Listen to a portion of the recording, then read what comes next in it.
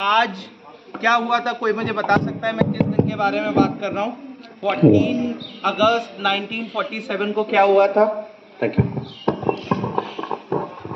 14 अगस्त 1947 को ऐसा क्या हुआ कि मैं आज आपके सामने खड़ा हूँ कुछ बहुत सेंसिटिव बातें लेके, कुछ ऐसी बातें लेके जिन पे आपका ध्यान होना, आपको पता होना बहुत ज़रूरी है।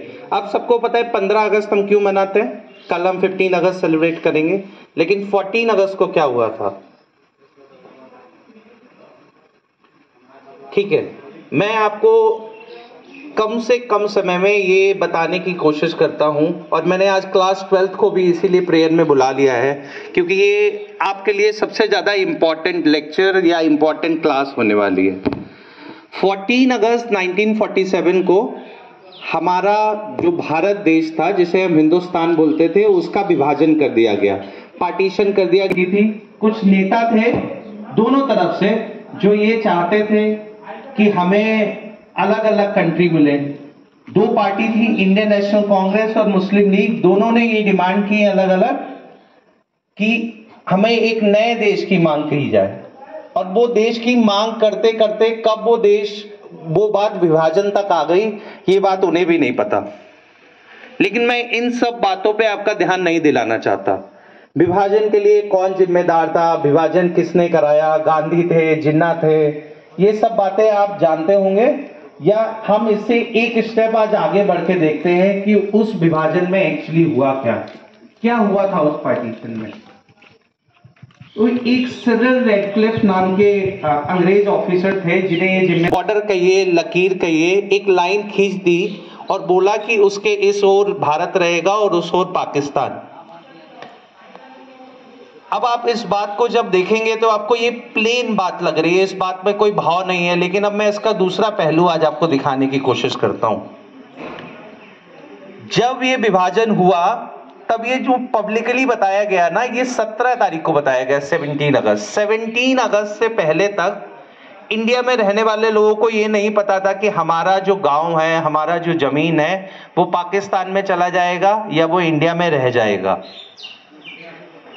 तो मैं कुछ ज्यादा ना कहते हुए, एक सर्वेश्वर दयाल सक्सेना जी हैं हिंदी में, मैं उनकी एक कविता आपको पढ़ना चाहूंगा और उसके बाद हम प्ले देखेंगे।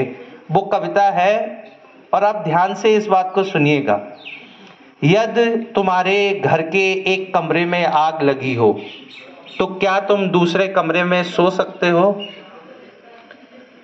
यदि तुम्हारे कमरे में लाशें सड़ रही हो तो क्या तुम दूसरे कमरे में प्रार्थना कर सकते हो?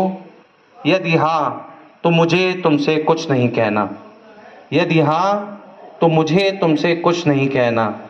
देश कागज पे बना नक्शा नहीं होता कि एक हिस्से को फट जाने से बाकी हिस्से उसी तरह बने रहेंगे, और नदियां और पर्वत और शहर और गांव वैसे ही अपनी अपनी जगह अनमने बने रहेंगे। यदि तुम यह सब नहीं मानते तो मुझे अब तुम्हारे साथ नहीं रहना। इस दुनिया में आदमी की जान से बड़ा कुछ भी नहीं है।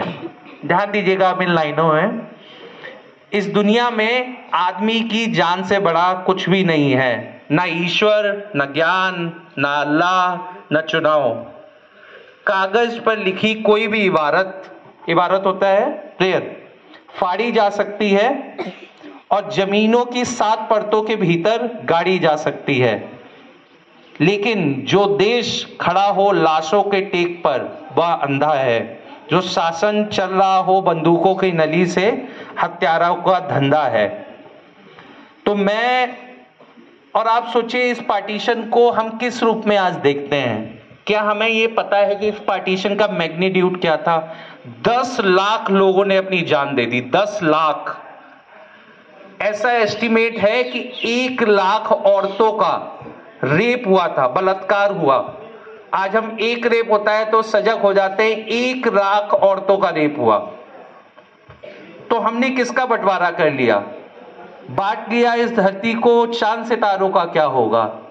नदियों के कुछ नाम रखे, बहती धारों का क्या होगा? शिव की गंगा भी पानी है, आबे जमजम भी पानी है, मुल्ला भी पिए पंडित भी पिए, पानी का मजहब क्या होगा। एक हवा में सांस है